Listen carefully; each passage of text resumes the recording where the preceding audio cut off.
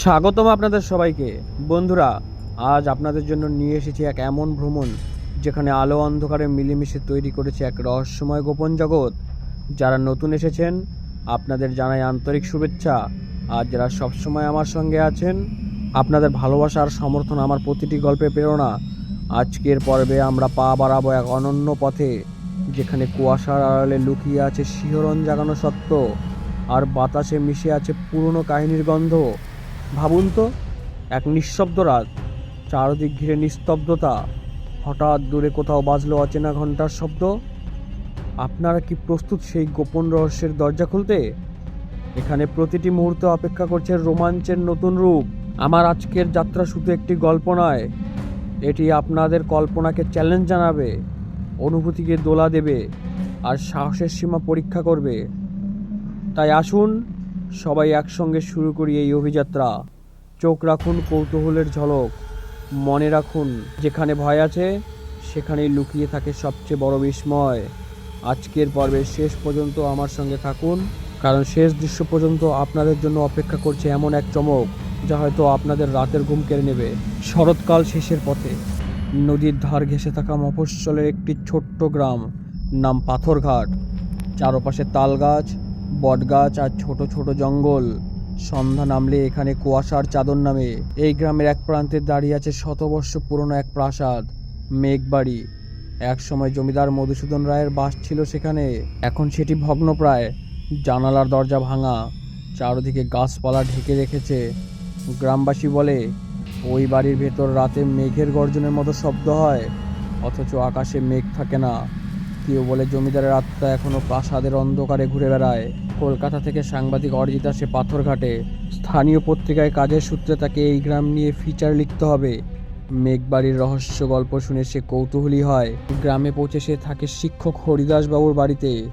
হরিদাসবাবু তাকে সতর্ক করে বললেন, মেঘবাড়ির ভেতরে রাতে কেউ যায় না। অনেকেই গিয়েছে, কিন্তু সবাই ফিরে আসেনি। অরিজিৎ এসব কুসংস্কার বলে হেসে উড়িয়ে দেয়। রাতে সে জানালার দিকে তাকিয়ে থাকে, প্রাসাদের দিক থেকে হালকা আলো বের হচ্ছে। পরদিন সকালে অরিজিৎ প্রাসাদের দিকে যায়। ভাঙা ফটক ঠেলে ভেতরে ঢুকতেই ভয়ানক নিস্তব্ধতা। ভেতরে ছড়িয়ে আছে পুরনো আসবাব, দেওয়ালে বিবর্ণ তেলের ছবি। একটি ঘরে একটি ডায়েরি খুঁজে পায়, মধুসূদন রায়ের ব্যক্তিগত ডায়েরি। তাতে লেখা, যদি আমি ব্যর্থ হই আমার আত্মা এই প্রাসাদ ছাড়বে না, মেঘের গর্জনের ভেতর আমি ফিরে আসব। ডায়েরির শেষ পাতায় কালির দাগ, শব্দগুলি হঠাৎ থেমে গেছে। সেই রাতে অরিজিৎ আবার শব্দ শোনে, দূর থেকে যেন বজ্রের মতো গর্জন, কিন্তু আকাশ একদম পরিষ্কার। সে টর্চ হাতে বেরিয়ে পড়ে। প্রাসাদের ভেতর পা রাখতেই দরজা হঠাৎ বন্ধ হয়ে যায়। ভেতরে অন্ধকারে সে টর্চের আলো ফেলতে গিয়ে দেখে এক কোণে ছায়ার মতো একটি অভয় দাঁড়িয়ে আছে, চোখে আগুনের মতো লাল আভা। অভয়টি ফিসফিস করে বলে, আমার কাজ শেষ হয়নি, তুমি কে? অরিজিৎ ভয়ে প্রায় জমে যায়। অভয় ধীরে ধীরে কাছে আসে, তারপর হঠাৎ মিলিয়ে যায়। অরিজিৎ ডায়েরির বাকি পাতাগুলো খুঁজে বের করে।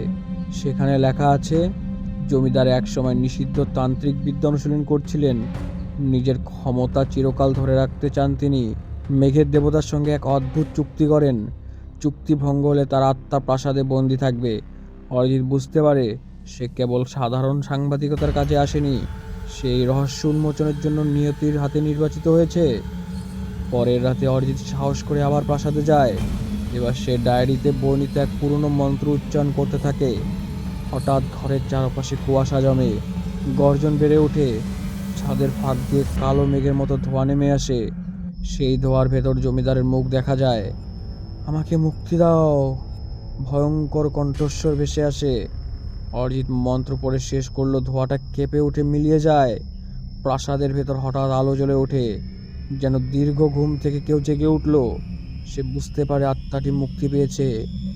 ভোরের আলোয় অরিজিৎ প্রাসাদ থেকে বেরিয়ে আসে। কুয়াশাটা কেটে গেছে, চারদিক শান্ত। গ্রামবাসী অবাক হয়ে দেখে বহু বছরের অন্ধকার প্রাসাদ যেন নতুন জীবনের আভা পেয়েছে।